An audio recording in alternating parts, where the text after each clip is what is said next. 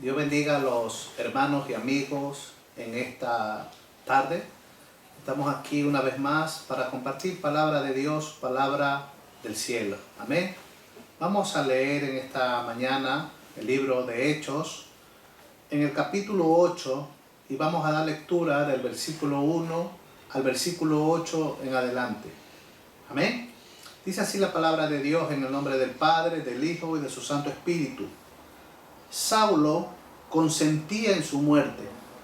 En aquel día hubo una gran persecución contra la iglesia que estaba en Jerusalén, y todos fueron esparcidos por la tierra de Judea y de Samaria, salvo los apóstoles. Y hombres piadosos llevaron a enterrar a Esteban, e hicieron gran llanto sobre él.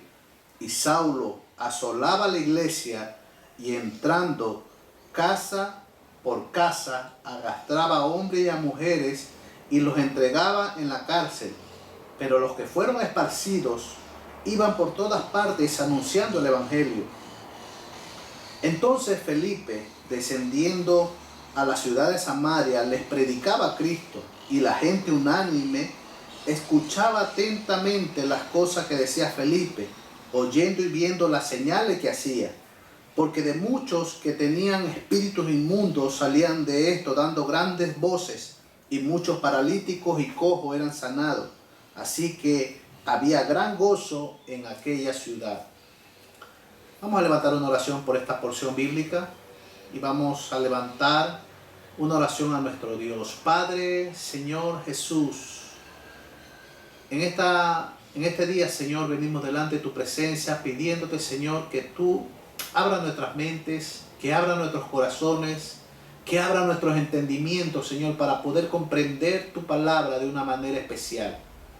Espíritu Santo, toca cada corazón, toca mi vida, Señor. Enséñame, Padre, a través de tu palabra a entender cuál es el propósito que tú tienes para con cada uno de nosotros. Bendice al amigo, al hermano que está oyendo por este medio, Señor, tu palabra, como tú nos enseñas. Gracias por tu misericordia, en el nombre de Jesús. Amén. En esta mañana, amigo y hermano, tú que me escuchas, el libro de Hechos nos narra acerca de Saulo, más conocido como Pablo. Dice que Pablo consentía en cómo era la muerte de Esteban. Esteban, si nosotros leemos un poco antes, hablaba de que Esteban era uno de los ancianos, era un diácono de la iglesia. Este Esteban tenía buen testimonio delante de Dios. Sin embargo, dice la Biblia que se levanta una persecución en contra de la iglesia de Cristo. Y en esa persecución que había, los cristianos, escúcheme lo que les quiero explicar en esta mañana, los cristianos estaban cómodos en su casa, los cristianos estaban tranquilos en su casa, pero de pronto se levanta una persecución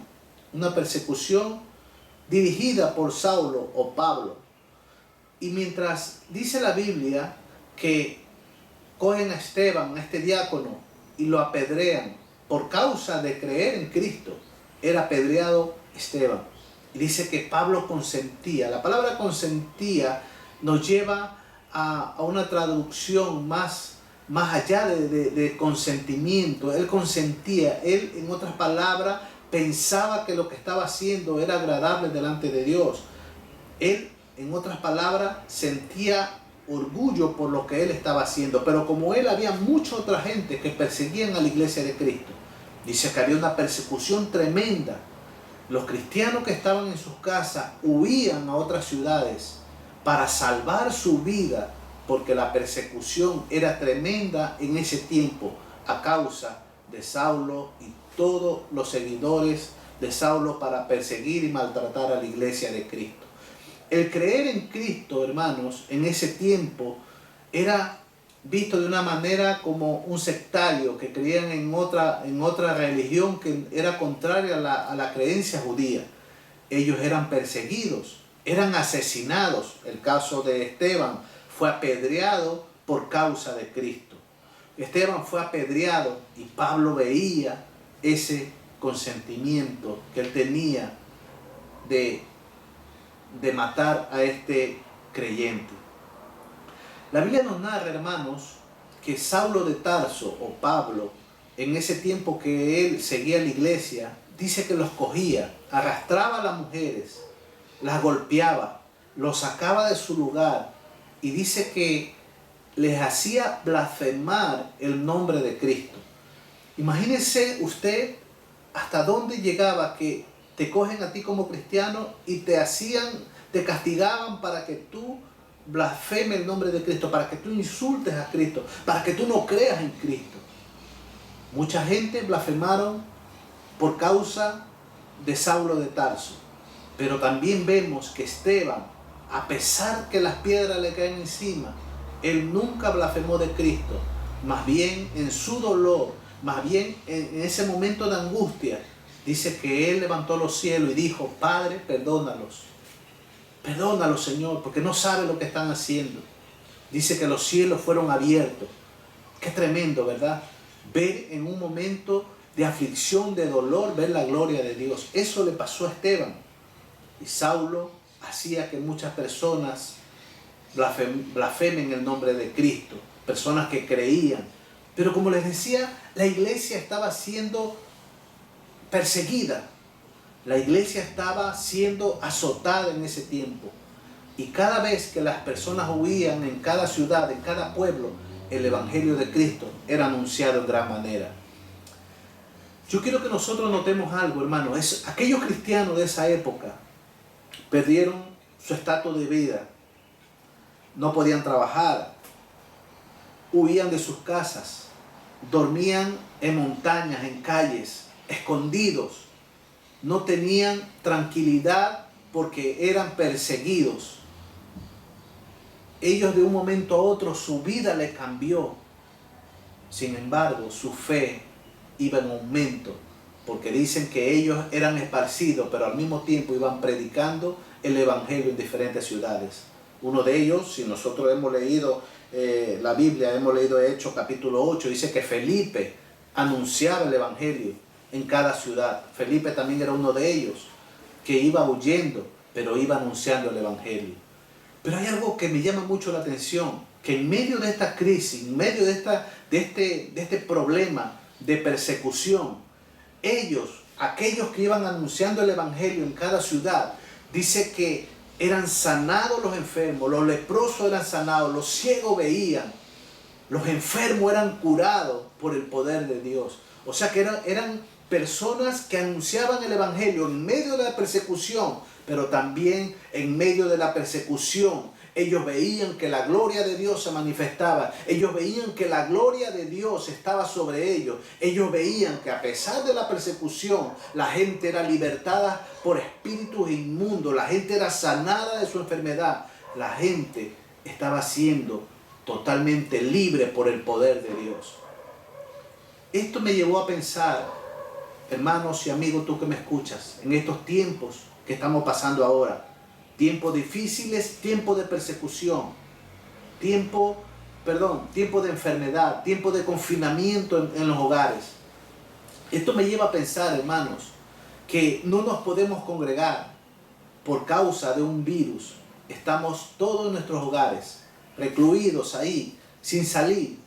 Pero hay algo que me llama mucho la atención, que en esta crisis que está viviendo el mundo entero, es cuando se ha activado así el internet, se ha activado así las páginas, hermanos, de internet, y donde el evangelio está siendo anunciado de una manera tremenda. Todo el mundo está predicando. Todos aquellos cristianos que no lo hacían están predicando de sus hogares por este medio de YouTube, Facebook. Se está predicando el evangelio. ¿No te parece algo similar quizás a lo que pasaba en ese tiempo? La iglesia estaba cómoda en cada congregación, cada iglesia, cada denominación quizás estaba cómoda. La gente iba a escuchar culto, nadie predicaba. Pero por este medio ahora se está predicando el evangelio de una manera tremenda, tremenda. Se está predicando en todos sitios el evangelio de salvación. Es curioso, hermanos, que en estos tiempos la palabra de Dios está siendo extendida. Tú que me escuchas, amigo, ahí donde estás, en ese lugar, ¿No te das cuenta que es el tiempo de que nuestra vida sea transformada, de que nuestra vida sea cambiada? Vienen tiempos difíciles, aún peores lo que estamos viviendo. Tiempos difíciles donde la Biblia dice que aún ni el dinero no va a servir, para nada no va a servir el dinero. Pero vienen tiempos donde también vamos a ver que a pesar de los problemas, la gloria de Dios va a ser palpable en esta humanidad y en cada creyente. Hermano, tú que estás ahí, no te desanimes, que a pesar de la situación que estamos viviendo, Dios está con nosotros. Este evangelio está siendo anunciado, pero hoy, hermano y amigo, tenemos que predicar aún este evangelio más con poder y más con autoridad de Dios. Que por este medio Dios está haciendo milagros, sanidades, está obrando de una manera sobrenatural sobre nuestras vidas y sobre la vida del que está escuchando. Dios es un Dios veraz, un Dios que no inmuta, que no cambia, que sigue siendo el mismo, como dice su palabra, de ayer, de hoy y de siempre. Dios no ha cambiado.